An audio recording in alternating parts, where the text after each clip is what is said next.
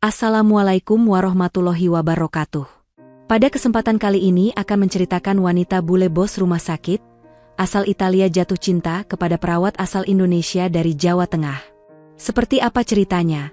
Mari kita dengarkan sampai selesai. Yang belum subscribe jangan lupa subscribe dulu ya teman-teman dan selamat mendengarkan. Namanya Rizky, seorang pemuda dari sebuah desa kecil di lereng Gunung Merapi, Jawa Tengah. Usianya 25 tahun, tapi wajahnya lebih tua dari usianya. Bukan karena fisik, melainkan karena beban hidup yang ia tanggung sejak kecil. Ayahnya meninggal dunia ketika Rizky baru duduk di kelas 5 SD. Sejak saat itu, hidupnya berubah. Ibunya, Bu Surti, menjadi tulang punggung keluarga, bekerja sebagai buruh tani dan sesekali mencuci baju tetangga agar mereka tetap bisa makan. Rizky anak tunggal. Sejak SMP, ia sudah terbiasa bangun subuh, mengisi air sumur, memberi makan ayam, lalu berangkat sekolah dengan sepeda tua yang remnya nyaris blong. Setelah pulang sekolah, ia membantu ibunya di sawah. Liburan bukan waktu untuk bermain, tapi waktu mencari uang tambahan. Kadang ia ikut panen di kebun tetangga, kadang jadi tukang parkir saat ada acara desa. Ia tumbuh dalam kekurangan, tapi tidak pernah kehilangan semangat. Meski hidup sulit, Rizky punya satu mimpi besar, ingin keluar dari lingkaran kemiskinan. Bukan untuk hidup mewah, tapi cukup agar ibunya bisa beristirahat. Bu, nanti kalau aku sudah kerja, ibu nggak usah lagi nyuci baju orang, katanya suatu malam di depan tungku dapur, saat ibunya sedang menggoreng tempe. Ibunya hanya tersenyum kecil. Kerja di mana, Le? Lulus SMA saja belum tentu. Uang dari mana? Tunggu saja, Bu. Aku pasti cari jalan. Benar saja. Rizky akhirnya lulus SMA dengan nilai yang cukup baik. Tapi tidak ada pesta kelulusan. Ia tahu diri. Teman-temannya pergi merantau ke kota, ada yang kerja di pabrik, ada juga yang lanjut kuliah karena keluarganya mampu. Rizky tidak punya pilihan lain selain tinggal di desa, membantu ibunya. 3 tahun kemudian, kabar datang dari seorang tetangga yang pernah jadi TKI. Ada program pelatihan untuk calon perawat yang ingin bekerja ke luar negeri, termasuk ke Italia. Biayanya tidak sedikit, tapi jika diterima, mereka bisa mencicil dari gaji setelah bekerja. Rizky memantapkan hati. Bu, aku mau ikut pelatihan jadi perawat ke luar negeri. Ibunya kaget, takut, sekaligus tidak rela. Luar negeri itu jauh. Riz, kamu bisa apa? Bahasa Inggris saja belum lancar. Apalagi bahasa sana. Rizky menggenggam tangan ibunya erat. Tapi ini kesempatan kita, Bu. Bukan cuma buat aku. Bu Surti bisa berhenti kerja, bisa berobat ke dokter, dan punya rumah yang lebih baik. Aku nggak mau kita terus begini-begini saja. Setelah seminggu berdiskusi dan air mata berkali-kali tumpah, akhirnya Bu Surti mengizinkan Rizky pergi. Untuk biaya pelatihan, mereka menjual kambing satu-satunya dan meminjam dari koperasi desa. Rizky berangkat ke Semarang untuk ikut pelatihan dasar menjadi caregiver dan perawat lansia selama 6 bulan. Masa pelatihan tidak mudah. Ia harus belajar merawat orang sakit, memahami dasar-dasar anatomi, dan yang paling berat, belajar bahasa Italia. Tapi Rizky bukan orang yang mudah menyerah. Ia belajar siang malam, seringkali sampai tertidur di atas buku catatan. 6 bulan berlalu. Dari puluhan peserta, hanya 12 orang yang lolos seleksi akhir dan mendapatkan kontrak kerja ke Italia. Rizky adalah salah satunya. Ia menangis di kamar pelatihan malam itu, bukan karena senang saja, tapi karena tahu perjuangannya belum berakhir. Justru baru dimulai. Sebelum berangkat, Rizky pulang ke desa untuk pamit. Suasana rumah sangat sederhana, hanya berdinding kayu dan beratap seng. Malam itu, ibunya menyiapkan nasi pecel dan telur dadar, makanan kesukaan Rizky. Mereka makan berdua di lantai beralaskan tikar tua. Ibu bangga sama kamu, Le. Tapi janji ya, jangan lupa salat, jangan lupa makan, dan jangan berubah walau nanti kamu kerja di negeri orang. Rizky menunduk, menahan tangis. Aku pergi bukan untuk lari dari desa, Bu, tapi untuk kembali dengan membawa harapan. Pagi itu, seluruh warga desa ikut mengantar Rizky ke terminal. Banyak yang heran, bagaimana mungkin anak petani bisa kerja di luar negeri. Ada yang iri, ada yang bangga. Tapi Rizky tidak peduli. Ia hanya memeluk ibunya lama, lalu naik bus dengan mata berkaca-kaca.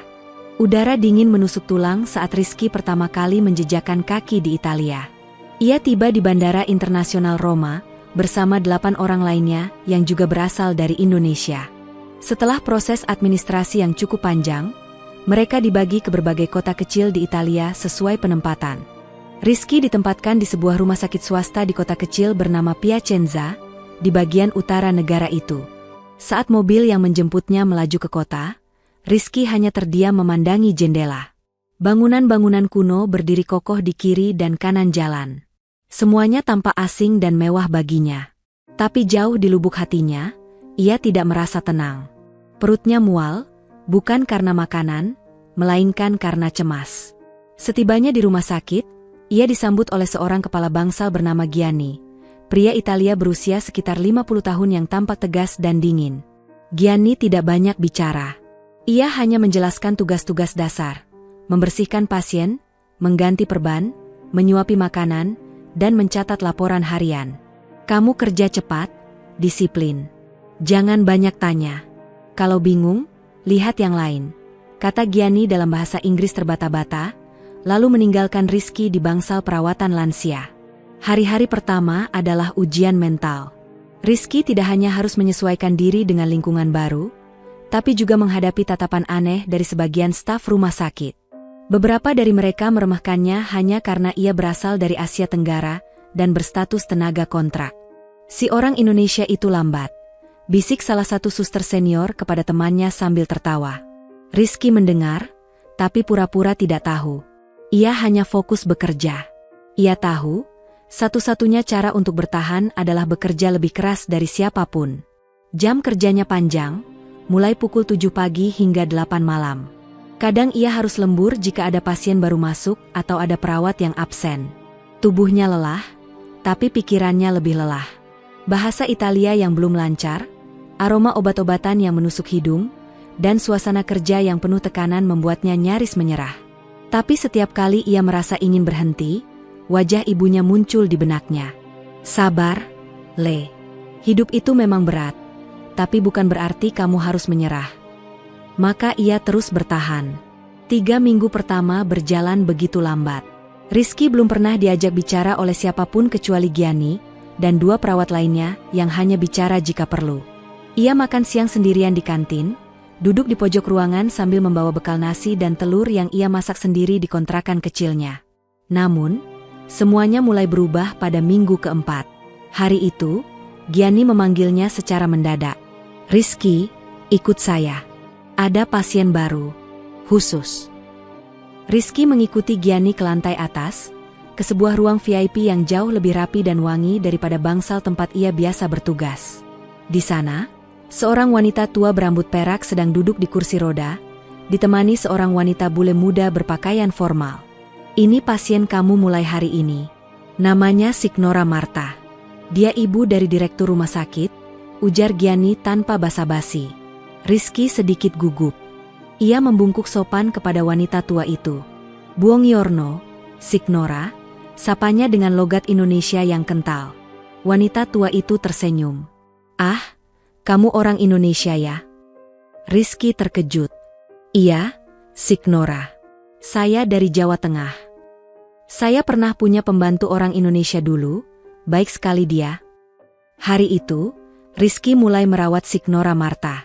Ia menyuapi sarapan, memijat kaki yang kaku karena stroke, dan membacakan buku-buku ringan sambil menemani siang hari.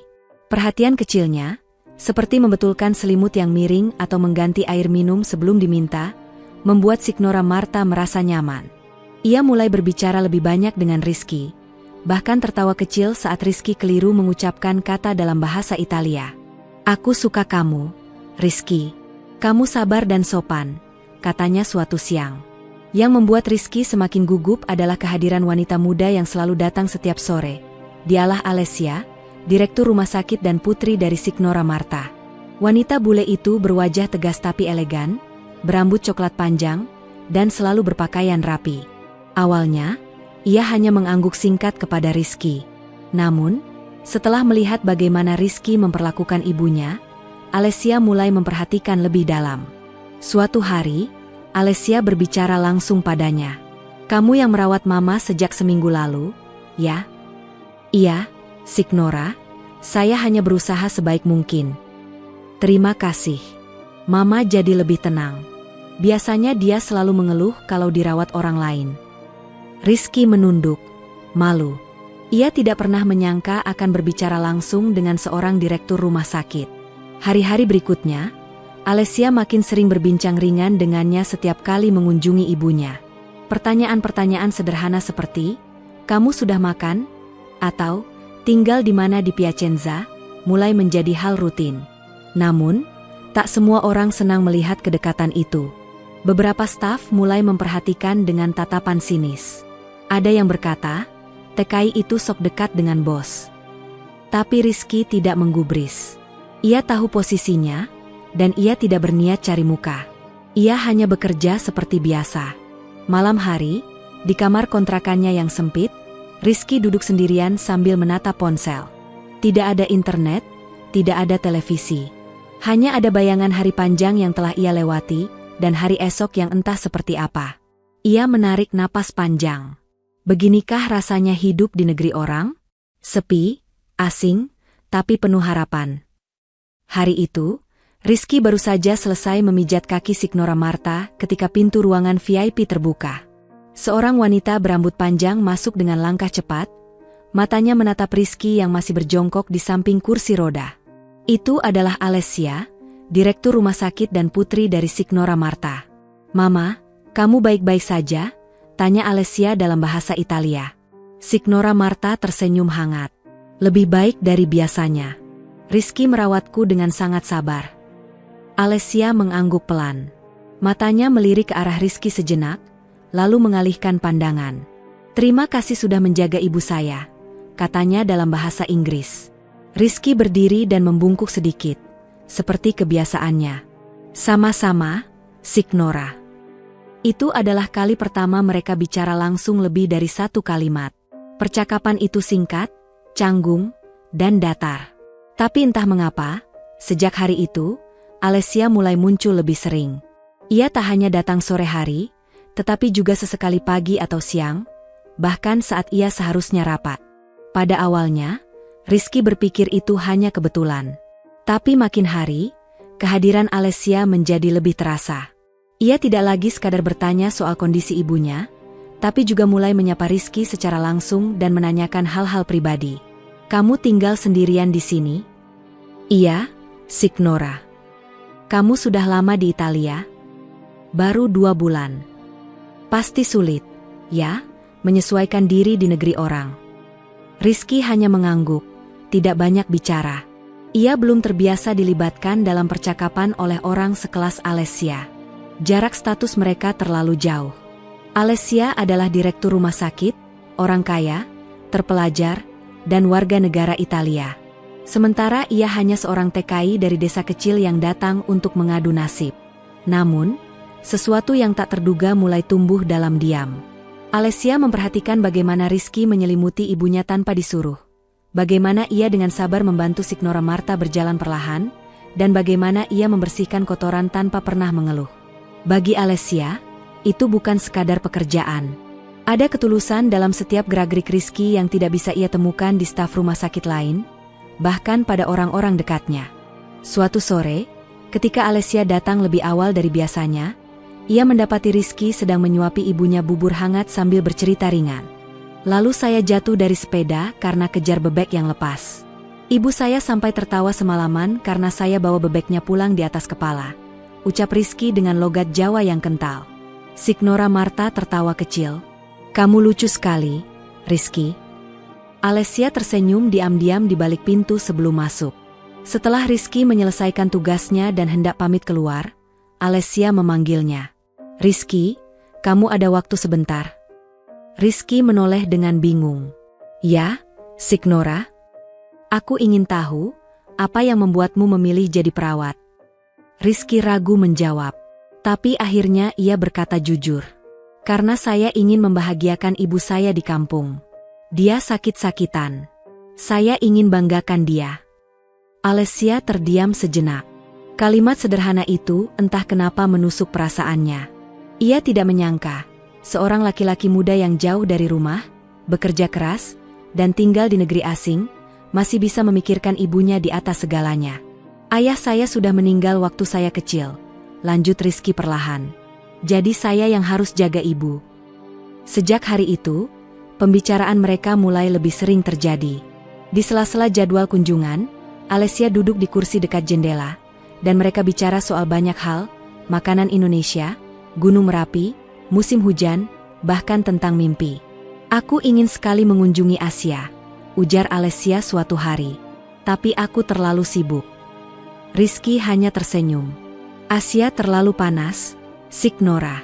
Nanti kulitnya gosong. Mereka tertawa kecil. Percakapan itu ringan, tapi hangat. Namun, kehangatan itu mulai memicu gosip. Beberapa suster mulai membicarakan mereka di belakang.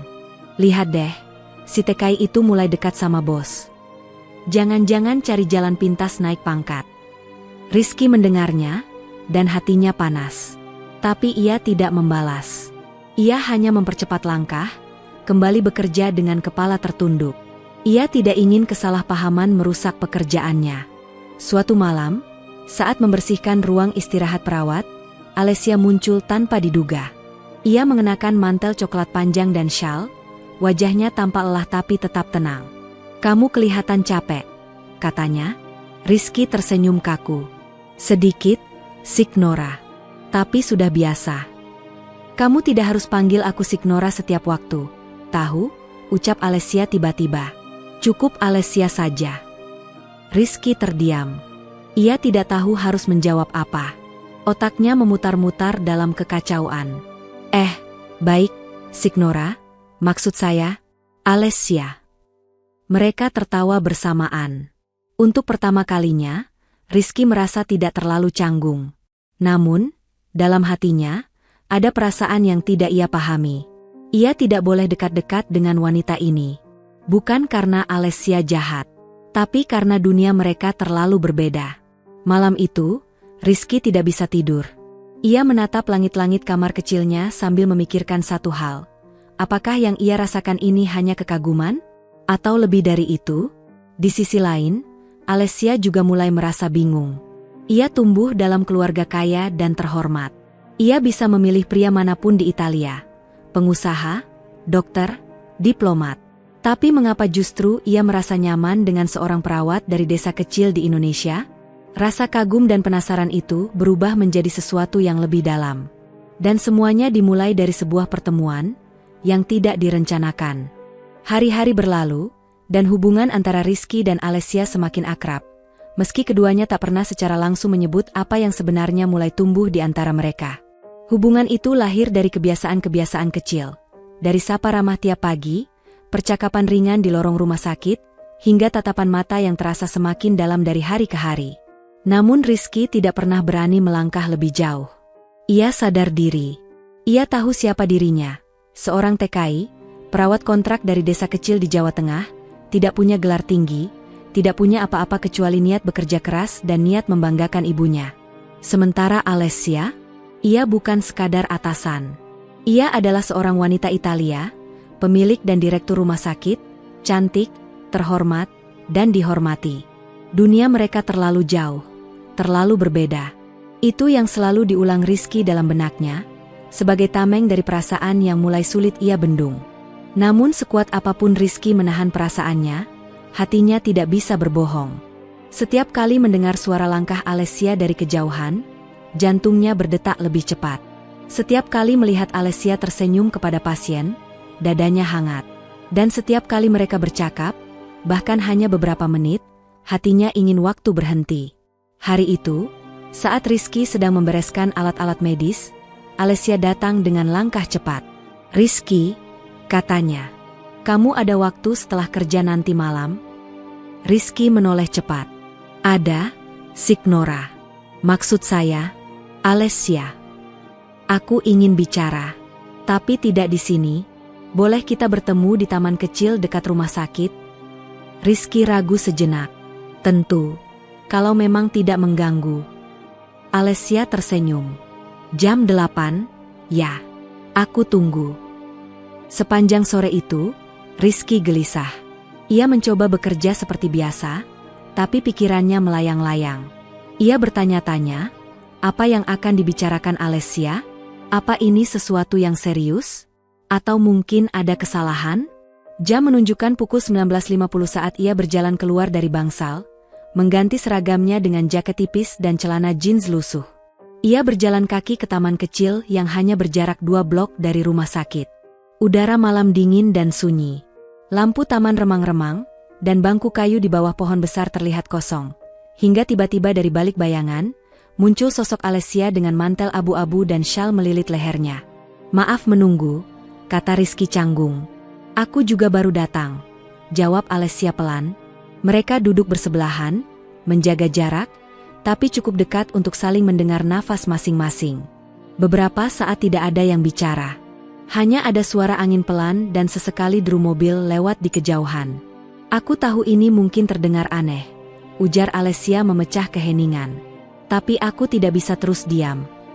Rizky menatapnya, degup jantungnya tak karuan. "Aku tidak tahu sejak kapan," lanjut Alessia, "tapi aku mulai menyukai kamu, Rizky." Ucapan itu seperti petir di langit malam. Rizky terdiam, bahkan napasnya tertahan. Ia tidak menyangka Alessia akan berkata sejujur itu, secepat itu. "Aku tahu, kamu pasti kaget," ucap Alessia. "Tapi aku tidak sedang bercanda. Aku melihat kamu bukan cuma sebagai perawat, bukan juga sebagai karyawan. Aku melihat kamu sebagai seseorang yang tulus, sabar, dan berbeda." Rizky menunduk. Saya tidak tahu harus bilang apa." "Kamu boleh jujur," kata Alessia lembut. Rizky menarik napas dalam-dalam. "Saya juga merasa ada sesuatu, tapi saya takut." "Takut apa?" "Takut semua ini hanya salah paham. Takut kalau saya berharap terlalu tinggi. Kita berasal dari 2 dunia yang sangat berbeda, Alessia. Saya bukan siapa-siapa. Saya hanya pekerja migran. Tidak ada yang bisa saya banggakan." Alessia menatap Rizky dalam diam, lalu berkata, "Justru karena kamu bukan siapa-siapa, kamu bisa menjadi seseorang yang berarti. Saya tidak peduli status. Saya melihat hati. Dan hatimu bersih, Rizky." Rizky terharu. Matanya mulai berkaca-kaca. Seumur hidupnya, belum pernah ada wanita seanggun Alessia yang memandangnya seperti itu. Bahkan di kampung halamannya, ia sering dianggap rendah karena miskin. Tapi di sini, di negeri asing ini, seorang wanita yang seharusnya berada jauh di atas langit, justru bicara padanya seperti manusia yang setara. Rizky merasa dihargai, dilihat. "Tapi bagaimana orang lain?" tanya Rizky lirih. "Pasti akan jadi masalah. Di rumah sakit, di masyarakat." Alessia tersenyum pahit. "Saya sudah terbiasa dengan penilaian orang. Tapi yang paling penting bagi saya adalah perasaan saya sendiri. Dan saya tahu, saya tidak salah menilai kamu." Malam itu, mereka bicara panjang. Tentang hidup, tentang luka masing-masing, tentang harapan yang selama ini terpendam. Rizky menceritakan tentang masa kecilnya, tentang ibunya yang sakit-sakitan, tentang perjuangan hidup di desa. Alessia bercerita tentang kesepiannya, tentang tekanan sebagai direktur muda yang selalu dituntut sempurna, dan tentang ayahnya yang meninggal karena serangan jantung 5 tahun lalu. Dari percakapan itu, mereka menemukan satu hal, bahwa cinta bisa tumbuh dari keterbatasan, dari luka, dari keterasingan. Dan bahwa hati tidak mengenal kasta atau warna kulit. Namun di balik semua itu, Rizky tahu, jalan yang mereka pilih tidak akan mudah. Dunia tidak akan diam. Akan ada omongan, penolakan, mungkin juga penghinaan. Tapi malam itu, saat mereka berpisah dan berjalan pulang ke arah masing-masing, Rizky tahu satu hal dengan pasti. Ia tidak lagi sendirian. Sejak malam pertemuan di taman itu, hubungan Rizky dan Alessia perlahan berubah. Mereka tidak hanya lagi saling menyapa secara formal, tapi kini mulai saling menyisipkan perhatian kecil yang tak kasat mata. Rizky menyimpan semua perasaan itu dalam-dalam. Ia masih bekerja seperti biasa, tetap disiplin dan hati-hati, seolah tidak ada yang berubah. Tapi di balik senyumnya, hatinya telah dipenuhi sesuatu yang tak pernah ia rasakan sebelumnya. Cinta yang tumbuh diam-diam, dalam kondisi yang tidak biasa. Alessia pun tidak berani menunjukkan apapun secara terang-terangan. Sebagai direktur rumah sakit, ia tetap menjaga wibawanya. Tapi ketika berjalan di lorong dan melihat Rizky dari kejauhan, ia tersenyum lebih lama dari biasanya. Ketika mereka bicara empat mata, ia menatap Rizky dengan mata yang tidak bisa menyembunyikan rasa. Hubungan itu adalah rahasia kecil yang hanya mereka berdua yang tahu. Tapi dunia di sekitar mereka perlahan mulai mencium keanehan. Mulut orang-orang mulai bergerak. Para suster yang biasa bergosip kini semakin berani membicarakan Rizky di belakang. Kamu tahu, direktur kita akhir-akhir ini sering datang ke ruang pasien ibunya waktu Rizky jaga. Iya, dan aku lihat dia pernah keluar taman malam-malam waktu Rizky juga sedang keluar. Ah, jangan-jangan mereka punya hubungan.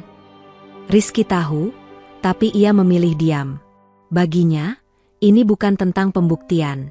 Ini tentang perasaan yang tidak pernah ia duga datang dari seseorang seperti Alessia. Ia ingin menjaga hubungan itu tetap murni, meskipun ia sadar, ini tidak akan selamanya bisa disembunyikan. Suatu siang, ketika sedang makan siang di ruang istirahat, salah satu suster bernama Monica menatap Rizky dengan tatapan menyelidik. "Kamu dekat ya sama direktur?" tanyanya tanpa basa-basi. Rizky hanya tersenyum. "Saya hanya karyawan biasa. Mana berani dekat-dekat." Monica mencibir. "Ah, kamu terlalu rendah hati. Kami semua tahu kamu anak emas sekarang." Rizky menelan ludah. Tidak mudah menghadapi sindiran seperti itu. Tapi ia tetap tenang. "Saya hanya bekerja seperti biasa, tidak lebih," jawabnya singkat. Tapi sindiran itu hanya permulaan. Semakin hari, tekanan datang dari berbagai arah. Ada dokter senior yang mulai memandang Rizky dengan sinis. Ada staf lama yang tak lagi menyapanya seperti dulu. Bahkan ada satu perawat pria yang terang-terangan menuduhnya mencari jalan pintas untuk mendapat posisi tetap.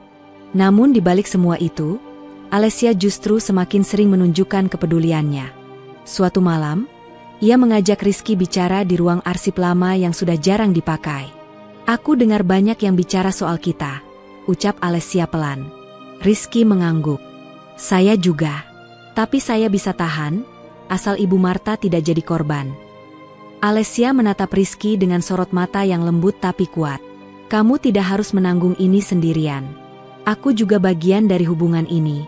Aku tidak akan biarkan kamu disalahkan sendirian." "Hubungan ini tidak adil buat kamu, Alessia," kata Rizky perlahan. "Kamu bisa kehilangan wibawa, jabatan, bahkan reputasi. Saya tidak ingin itu terjadi. Apa kamu menyesal mengenalku?" "Tidak," jawab Rizky cepat. "Saya hanya takut membuat kamu rugi karena menyayangi saya." Alessia menghela napas. "Rizky, cinta tidak soal untung rugi. Aku sudah dewasa. Aku tahu risikonya. Dan aku memilih kamu, bukan karena kasihan, tapi karena hatiku memang ingin bersamamu." Mata Rizky memerah. Ia merasa dicintai dengan cara yang belum pernah ia rasakan sebelumnya. Cinta itu bukan sekadar kata-kata manis atau hadiah mahal. Tapi cinta yang datang dari penerimaan, dari keberanian, dari niat untuk melawan dunia bersama. Namun hubungan mereka benar-benar diuji ketika seorang staf senior, seorang dokter bernama Giacomo, membuat laporan tertulis ke Dewan Rumah Sakit, menyebut adanya kedekatan tidak profesional antara direktur dan tenaga kontrak asing. Laporan itu menimbulkan kehebohan. Dalam waktu 2 hari, rumor menyebar luas ke seluruh rumah sakit. Rizky dipanggil oleh kepala HR. Ia ditanya macam-macam, soal jam kerja, soal apakah ia pernah menerima bantuan khusus dari direktur, dan apakah benar ia sering keluar malam bersama Alessia. Ia menjawab jujur. Tidak ada satupun yang ia lakukan melanggar aturan.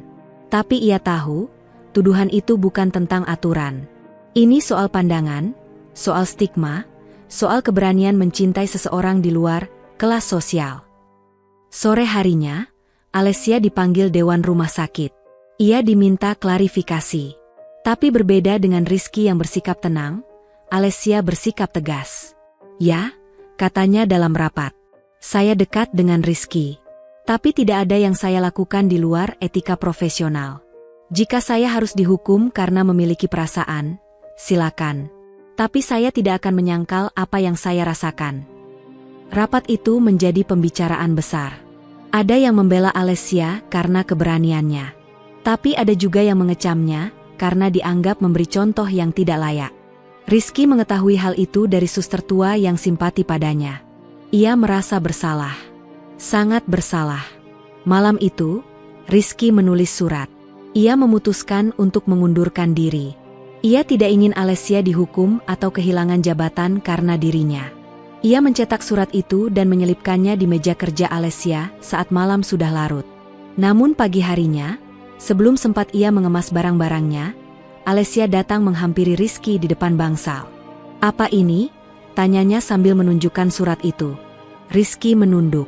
"Saya tidak ingin kamu kehilangan segalanya karena saya." Alessia merobek surat itu di depan mata Rizky. "Kamu tidak berhak memutuskan sendiri jalan hidup kita. Kalau kamu ingin menyerah, setidaknya ajak aku bicara. Jangan pergi diam-diam." Rizky terpaku.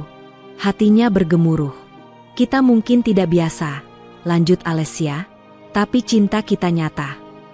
Hari itu, untuk pertama kalinya, Rizky merasakan makna sebenarnya dari keberanian, bukan hanya bekerja keras demi keluarga, bukan hanya bertahan di negeri asing, tapi berani menerima cinta yang datang dari tempat tak terduga, meskipun dunia tidak setuju. Dan sejak saat itu, mereka tidak lagi sembunyi-sembunyi. Mereka tidak peduli dengan sorot mata orang lain. Mereka tahu, cinta mereka bukan aib. Cinta mereka hanya tidak biasa. Setelah Alessia dengan tegas menolak surat pengunduran diri Rizky, hubungan mereka menjadi semakin kuat. Mereka tidak lagi menyembunyikan apapun. Meski tidak secara terang-terangan bermesraan di tempat kerja, kehadiran mereka berdua sudah cukup menjadi simbol keberanian melawan batasan-batasan sosial. Namun keberanian itu tidak datang tanpa konsekuensi. Isu kedekatan direktur rumah sakit dengan seorang perawat migran makin membesar. Media lokal mulai mencium aroma skandal. Salah satu surat kabar kesehatan bahkan memuat kolom opini dengan judul mencolok, "Cinta atau konflik kepentingan." Alessia dipanggil untuk kedua kalinya oleh Dewan Rumah Sakit. Kali ini suasananya jauh lebih menegangkan. Ada tekanan kuat dari beberapa investor dan pemegang saham untuk mengambil tindakan tegas. Salah satu anggota dewan berkata dengan dingin, "Kami tidak bisa membiarkan citra rumah sakit tercoreng hanya karena urusan pribadi. Jika Anda bersikeras mempertahankan hubungan ini, maka langkah selanjutnya bisa lebih berat." Alessia tidak gentar, tapi ia tahu ini bukan hanya tentang perasaannya terhadap Rizky. Ini soal tanggung jawab terhadap ratusan pegawai yang menggantungkan hidupnya pada rumah sakit itu. Malam itu, Alessia datang ke apartemen kecil tempat Rizky tinggal. Wajahnya terlihat lelah, namun tatapannya tetap kuat. "Aku mungkin harus melepas jabatan direktur," ucap Alessia pelan. Rizky tersentak. "Apa maksudmu?" Dewan menekan. "Kalau aku tidak mengambil jarak dari kamu, mereka akan mengambil alih rumah sakit. Aku tidak bisa membiarkan itu terjadi. Banyak pegawai yang bisa kehilangan pekerjaan." Rizky menunduk. Perasaannya campur aduk antara marah, sedih, dan bersalah. "Kenapa harus sejauh itu?" desahnya. "Kenapa cinta harus dihukum seperti ini?" Alessia menatapnya. "Karena cinta kita berbeda, Rizky. Dan dunia belum siap menerima yang berbeda." Hening menyelimuti ruangan kecil itu. Lalu, dengan suara lirih, Rizky berkata, "Kalau begitu, biar aku saja yang mundur. Aku kembali ke Indonesia. Mungkin memang ini takdirnya." Alessia menggeleng cepat. "Tidak. Jangan. Kamu tidak salah. Tapi aku membawa beban untukmu. Kalau aku pergi, kamu bisa selamat." Alessia menatap Rizky dengan mata berkaca-kaca. "Apa kamu pikir aku bisa bahagia melihatmu pergi? Cinta bukan tentang siapa yang berkorban lebih besar, tapi tentang bertahan bersama." Namun, malam itu juga, keduanya sadar, cinta saja tidak cukup. Ada struktur, sistem, dan kekuasaan yang memegang kendali atas hidup mereka. Beberapa hari kemudian, kabar tak terduga datang dari Indonesia. Ibunda Rizky masuk rumah sakit dan kondisinya memburuk. Rizky langsung mengurus cuti dan terbang pulang ke kampung halamannya di Jawa Tengah. Alessia mengantar Rizky sampai ke bandara. Sebelum berpisah, ia memeluk Rizky erat. "Kembali secepatnya. Aku akan menunggumu," bisiknya. Di kampung halaman, Rizky mendapati ibunya terbaring lemah di ruang rawat RS daerah. Tubuhnya kurus dan suara napasnya berat. Rizky menggenggam tangan ibunya dan menangis di sisi ranjang. "Bu, ini Rizky, Bu. Maaf Rizky lama nggak pulang." Ibunya membuka mata perlahan, tersenyum tipis. "Kamu sudah jadi orang besar sekarang, Nak." Rizky menggigit bibir, menahan isak. Ia tahu, ibunya selalu bangga padanya. Tapi kali ini, ia merasa gagal melindungi orang yang paling mencintainya sejak lahir. Selama 2 minggu Rizky merawat ibunya, ia tidak memberi kabar apapun pada Alessia. Ia butuh waktu untuk berpikir, untuk menata ulang hidupnya. Ia bertanya pada dirinya sendiri, apakah cinta yang ia perjuangkan selama ini benar-benar bisa dijalani, atau hanya akan terus menyakiti banyak pihak? Hari ke-14, ibunya wafat dalam pelukan Rizky. Ia menangis sejadi-jadinya. Duka itu menamparnya dalam-dalam, membuatnya benar-benar merasa sendirian di dunia ini. Tak ada lagi rumah untuk pulang. Tak ada lagi ibu yang bisa ia banggakan. Setelah pemakaman, Rizky duduk sendiri di tepi sawah, memandangi langit senja. Angin berhembus pelan, dan burung-burung kembali ke sarang. Di saat itulah ia mengambil keputusan besar. Keesokan harinya, ia mengirim surat ke rumah sakit di Italia. Surat yang tidak hanya berisi pengunduran diri, tetapi juga sepucuk surat pribadi untuk Alessia. "Alessia yang baik, terima kasih untuk semuanya. Untuk cinta yang kau beri, untuk keberanian yang kau tunjukkan, dan untuk semua hal yang membuatku merasa berharga. Tapi aku tahu, kebahagiaanmu tidak boleh digantungkan pada sesuatu yang terlalu rapuh seperti cintaku. Dunia kita terlalu berbeda. Aku ingin kamu tetap menjadi dirimu, tetap berdiri tegak, tanpa harus berkorban terlalu banyak untuk seseorang seperti aku. Aku pulang bukan karena menyerah, tapi karena aku ingin menjaga kenangan indah kita tetap utuh, tidak dikotori oleh tekanan dunia. Jika nanti kita ditakdirkan bertemu lagi, aku akan datang bukan sebagai perawat miskin, tapi sebagai lelaki yang pantas berdiri di sampingmu. Dengan cinta yang tidak biasa. Rizky." 2 minggu kemudian, di Italia, Alessia membaca surat itu sendirian di kantornya. Ia tidak menangis. Ia hanya duduk diam selama berjam-jam, memandangi surat yang bergetar oleh tangannya sendiri. Ia tahu, Rizky tidak pergi karena lemah. Ia pergi karena kuat, karena ingin menjaga martabatnya, dan karena tidak ingin cinta mereka menjadi alasan kehancuran. Cinta itu memang tidak biasa, dan pengorbanan mereka pun luar biasa. Hidup di kampung halaman tidaklah mudah bagi Rizky setelah kembali dari Italia. Ia kembali sebagai pria yang kehilangan banyak hal sekaligus. Cinta, pekerjaan, dan ibunda tercinta. Semua terasa kosong. Desa tempat ia dibesarkan memang tak banyak berubah. Jalan masih berupa cor beton sempit, anak-anak kecil masih bermain bola di lapangan tanah, dan suara adzan masih menggema dari masjid kecil setiap sore. Tapi hati Rizky telah berubah. Ia tidak lagi sama dengan Rizky yang dulu berangkat ke luar negeri demi bertahan hidup. Hari-harinya diisi dengan membantu tetangga di sawah, kadang memetik cabai, kadang mencangkul lahan. Rizky tidak gengsi. Ia hanya ingin sibuk. Ia ingin tubuhnya lelah agar pikirannya tidak terus-menerus kembali ke wajah Alessia yang terus menghantui benaknya. Namun, meski sudah berusaha keras, bayangan wanita itu tetap tinggal di pikirannya.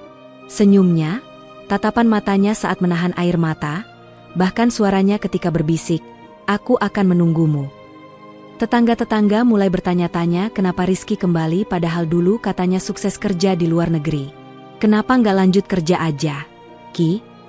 Kamu kan sudah enak di Italia, gajimu besar. Jangan bilang kamu pulang karena cewek ya." Rizky hanya tersenyum. Ia tidak merasa perlu menjelaskan apapun.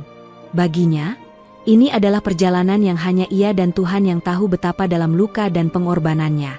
Namun ada satu orang di kampung yang tidak menanyainya, tidak mengusiknya, tapi hadir setiap hari, adik perempuannya, Lela. Sejak mereka kehilangan ibu, Lela yang masih kuliah di semester akhir memutuskan tinggal bersama Rizky di rumah kecil peninggalan orang tua. Lela tahu kakaknya terluka. Tapi ia tidak pernah memaksa Rizky bercerita. Ia hanya menemaninya, menyeduhkan teh setiap sore, dan sesekali mengajak mengobrol soal hal-hal kecil. Suatu sore, ketika mereka duduk di beranda rumah, Lela akhirnya berkata dengan hati-hati, "Mas, kamu boleh sedih. Tapi jangan sampai kehilangan tujuan hidup." Rizky menatap langit yang mulai berubah jingga. "Mas sudah nggak tahu lagi harus kemana, Le. Kalau kamu nggak bisa kemana-mana, ya kamu harus mulai dari sini. Dari yang ada. Dari desa ini," kata Lela pelan. Perkataan itu seperti tamparan yang lembut tapi menohok. Malam itu, Rizky merenung. Benar, selama ini ia hanya tenggelam dalam kesedihan. Ia lupa bahwa hidup harus terus berjalan. Beberapa minggu kemudian, Rizky mulai berinisiatif membuka jasa perawatan lansia di desa. Ia menggunakan pengalamannya di rumah sakit untuk merawat para orang tua yang sakit atau kesulitan bergerak. Awalnya hanya 1-2 pasien. Tapi karena ketekunannya, banyak warga mulai percaya. Ia merawat dengan sabar, memandikan, menyuapi, dan memijat dengan penuh perhatian. Ia tidak mematok harga tinggi. Bahkan sering menolak dibayar jika tahu keluarga pasien kurang mampu. Dari situlah nama Rizky mulai dikenal. Seorang kepala desa dari kecamatan sebelah mendengar tentangnya dan mengundangnya untuk menjadi bagian dari program kesehatan desa. "Kamu bisa bantu kami melatih kader posyandu dan memberi pelatihan dasar perawatan lansia," kata sang kepala desa. Rizky mengangguk. "Insya Allah saya siap, Pak." Tak lama kemudian, seorang mantan guru SMA yang juga kepala panti jompo lokal mengajak kerjasama. Rizky diminta membantu menyusun sistem pelayanan perawatan dasar untuk para penghuni panti yang sudah lanjut usia. Tanpa terasa, hidupnya kembali sibuk. Tapi kali ini bukan untuk mengejar uang, melainkan untuk memberi manfaat. Dan itu membuat hatinya pelan-pelan sembuh. Suatu malam, Lela menunjukkan berita dari internet lewat ponselnya. Di layar terpampang foto Alessia dengan judul, "Direktur Rumah Sakit Italia luncurkan program kesehatan global untuk migran." Rizky terdiam. Ia menatap layar cukup lama. Wajah Alessia masih sama, tegas, lembut, dan menyimpan kekuatan yang tidak semua orang miliki. "Dia masih memikirkan orang-orang kecil," gumam Rizky. Lela menatap kakaknya. "Kamu masih sayang sama dia?" Rizky tidak langsung menjawab. Ia hanya menghela napas panjang. "Cinta itu tidak harus selalu memiliki, Le. Tapi aku bersyukur pernah mengenalnya." Lela tersenyum tipis. "Kamu harus tulis buku, Mas. Cerita kamu terlalu dalam untuk disimpan sendiri." Beberapa bulan berlalu. Program kesehatan yang dijalankan Rizky bersama desa-desa di sekitarnya berkembang pesat.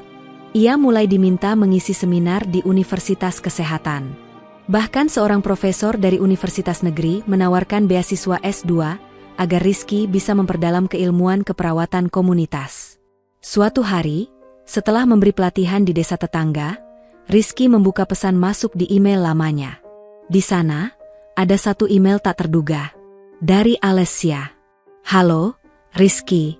Aku melihat pemberitaan tentang program yang kamu bangun di Jawa Tengah.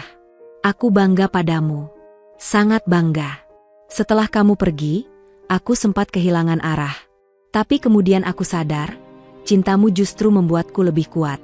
Aku melanjutkan hidup, bukan untuk melupakanmu, tapi untuk menjaga semua nilai yang pernah kamu ajarkan, tentang ketulusan, kerja keras, dan kasih yang tulus. Aku tidak menulis ini untuk mengajakmu kembali. Aku menulis ini agar kamu tahu, cintamu tidak sia-sia.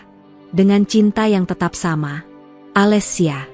Rizky membaca email itu berulang kali. Tidak ada air mata. Tidak ada harapan kosong.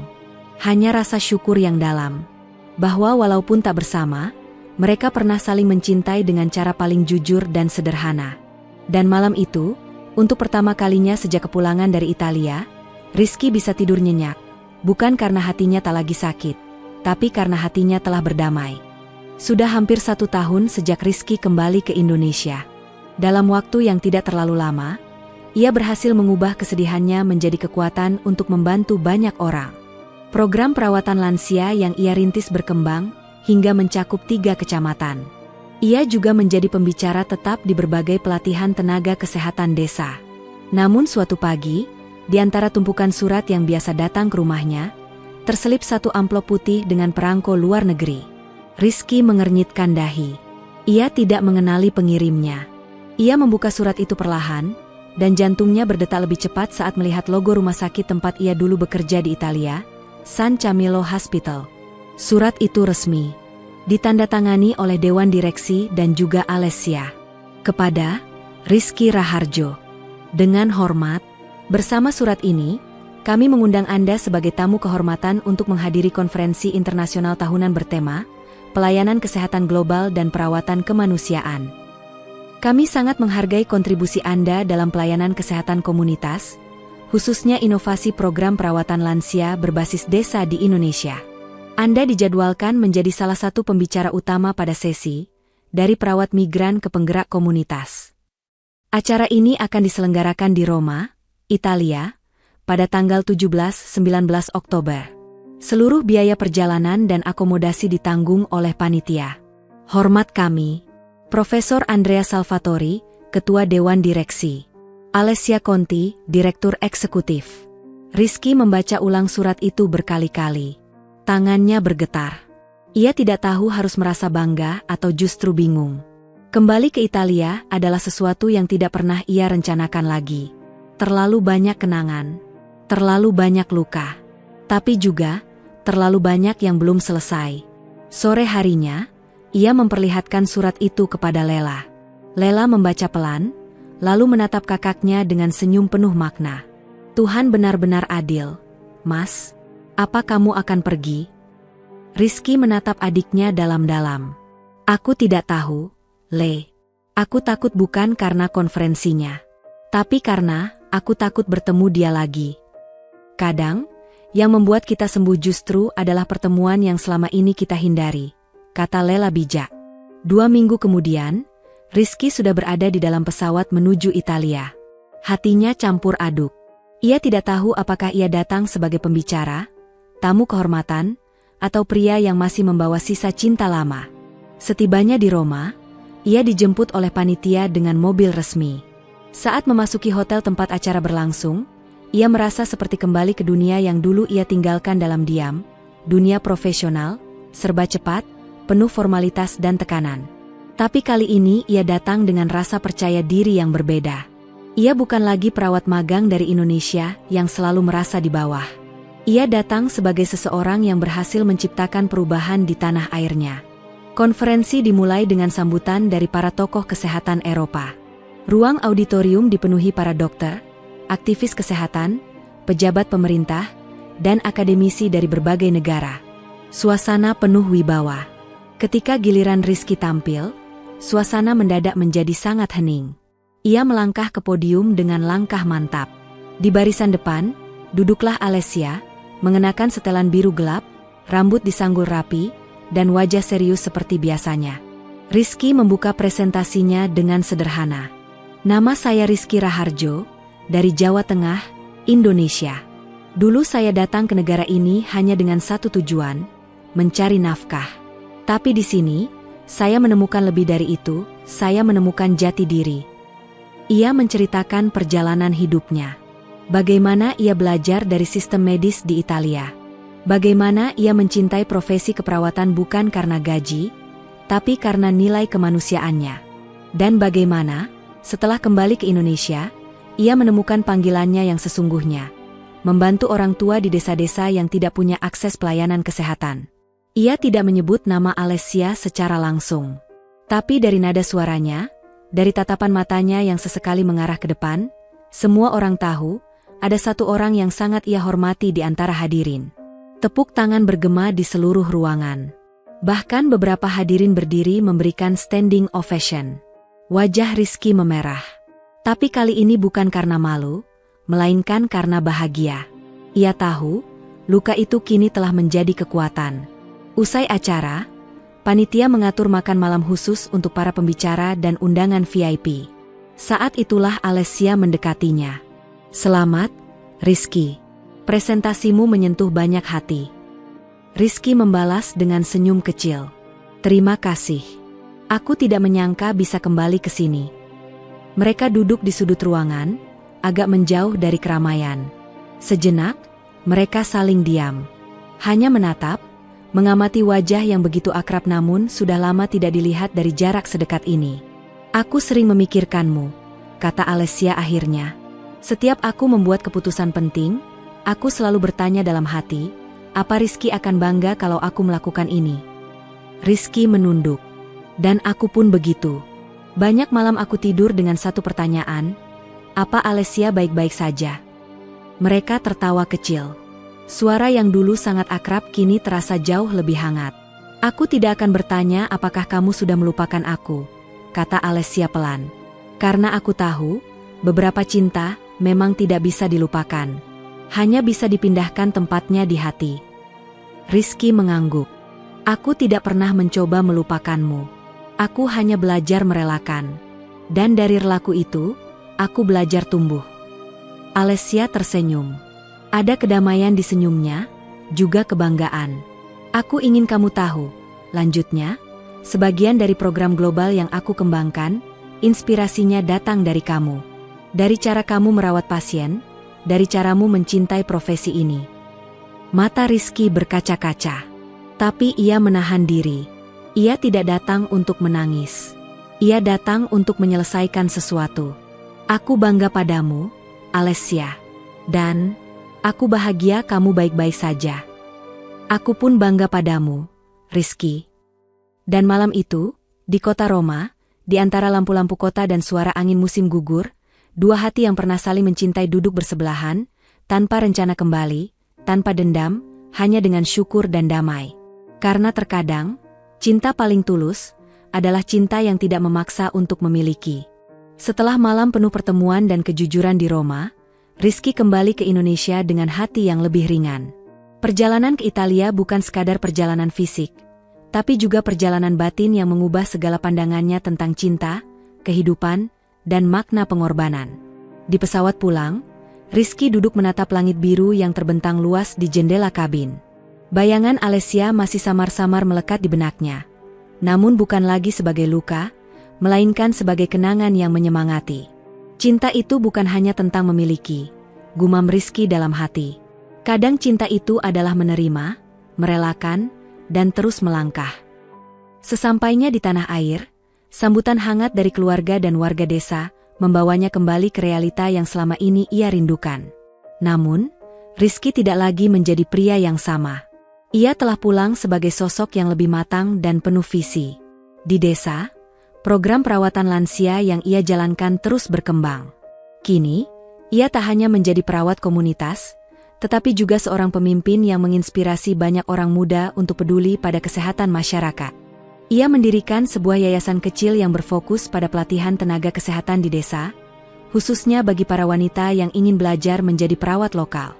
Dalam kesehariannya, Rizky mulai lebih terbuka dengan perasaan dan harapan masa depannya.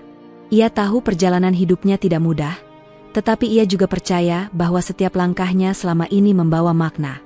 Suatu sore, ketika duduk di beranda rumah bersama Lela, Rizky berbagi cerita tentang pengalamannya di Italia.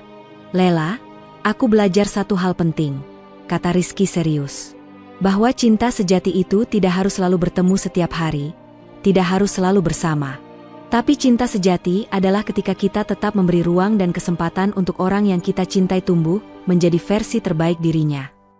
Lela tersenyum, menatap kakaknya dengan penuh kekaguman. "Aku tahu, Mas. Kamu selalu punya hati besar." Rizky mengangguk pelan. "Aku ingin hidupku bukan hanya untuk diri sendiri, tapi juga untuk orang lain.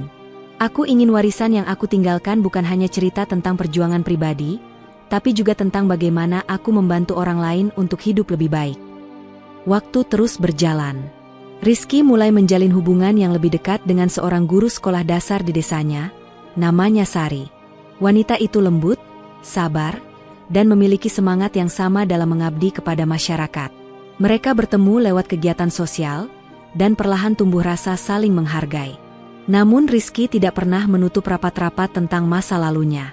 Pada saat yang tepat, ia bercerita kepada Sari tentang Alessia dan perjalanan hidupnya di Italia. Sari mendengarkan dengan sabar dan tulus. "Aku percaya pada jalan hidupmu, Rizky. Setiap orang punya cerita dan luka masing-masing.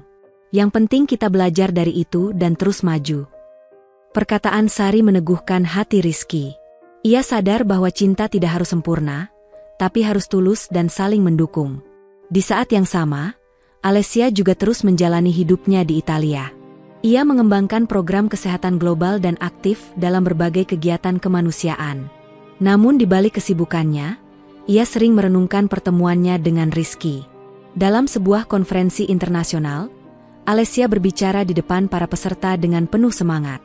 "Cinta yang saya alami bukan hanya tentang kisah pribadi," ujarnya, "melainkan tentang bagaimana kita bisa mengubah rasa itu menjadi kekuatan untuk memperbaiki dunia." Ia menyadari bahwa kisah cintanya dengan Rizky bukan hanya cerita romantis semata, tapi juga inspirasi yang membentuk langkahnya dalam membangun program-program kemanusiaan yang berdampak luas. Hari-hari berlalu, dan Rizky memutuskan untuk lebih fokus pada yayasan yang ia dirikan. Ia mengorganisir pelatihan rutin untuk para perawat desa dan kader kesehatan. Program itu mendapat dukungan dari pemerintah daerah dan beberapa organisasi sosial. Namun, dalam hatinya, Rizky menyimpan satu pertanyaan yang selalu muncul. Apakah ia siap membuka hati kembali sepenuhnya? Suatu pagi, saat berjalan ke pasar, Rizky bertemu dengan Sari yang sedang membawa sayuran. Mereka berjalan bersama sambil berbincang ringan tentang masa depan desa dan harapan mereka untuk generasi muda. Tiba-tiba, Sari menghentikan langkah dan menatap Rizky dengan tatapan serius. "Rizky, aku ingin kamu tahu, aku siap berjalan bersama kamu. Dengan segala cerita dan perjalanan yang sudah kamu lalui." Rizky terdiam sejenak, kemudian menggenggam tangan Sari erat. "Aku juga, Sari. Aku siap membangun masa depan. Tidak hanya untuk kita, tapi juga untuk semua orang yang kita sayangi." Mereka berdua tersenyum, merasakan kehangatan yang lama dirindukan.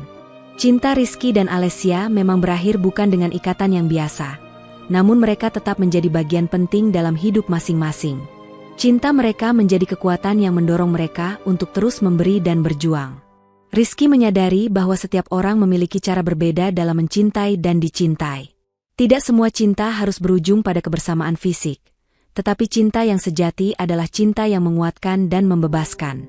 Ia belajar bahwa keberanian untuk melanjutkan hidup dan mencintai lagi bukanlah tanda melupakan, melainkan tanda bahwa hatinya masih penuh harapan. Kini, Rizky menatap masa depan dengan penuh keyakinan. Dengan cinta yang sudah ia pelajari dari masa lalunya dan cinta baru yang mulai tumbuh, ia siap mengukir kisah hidup yang lebih bermakna. Cinta tak biasa yang ia jalani bukanlah akhir, tapi awal dari sebuah perjalanan panjang menuju kebahagiaan yang sesungguhnya.